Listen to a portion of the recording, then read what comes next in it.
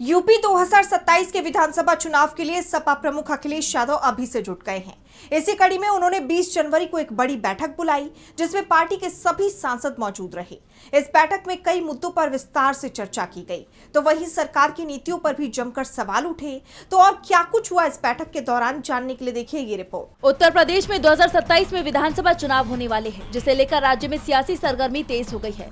पार्टियां अपनी चुनावी रणनीति बनाने में जुटी हुई है। इसी कड़ी में सपा प्रमुख अखिलेश यादव ने लखनऊ सपा कार्यालय में एक बड़ी बैठक बुलाई, जिसमें पार्टी के सभी सांसद और राज्यसभा सांसद मौजूद रहे।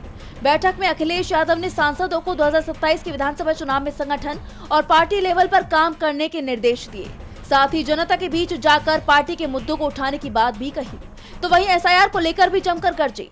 जैसा कि आप जानते हैं कि एसआईआर को लेकर अखिलेश पहले भी कह चुके हैं कि इस प्रक्रिया में बड़े स्तर पर धांधली हो रही है, गलत तरीके से वोट काटे और जोड़े जा रही हैं। इसके अलावा अखिलेश यादव ने 2027 में समाजवादी पार्टी की सरकार बनाने की पूरी रणनीति पर चर्चा की और सांसदों को इस विजन के साथ काम करने को कहा।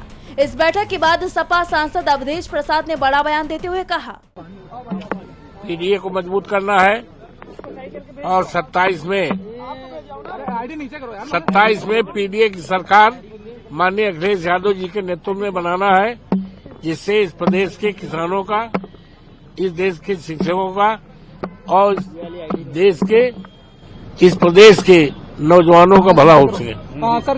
अवधेश प्रसाद के बाद पार्टी के सांसद छोटेलाल खरवार ने कहा, भारतीय जनता पार्टी को हराना है और भारतीय जनता पार्टी को हरा करके समाजवादी पार्टी पीडीए को जिताना है, यह संकल्प लिया गया। सपा की इस बैठक के बाद बीजेपी में हलचल तेज हो गई है, तो दूसरी तरफ एसआईआर को लेकर अखिलेश के आरोपों से बीजेपी पर गंभीर सवाल उठ रहे हैं। अब देखना ये होगा कि इन आरोपों पर बीजेपी की तरफ से कोई प्रतिक्रिया सामने आती है या नहीं। डीबी लाइव की रिपोर्ट।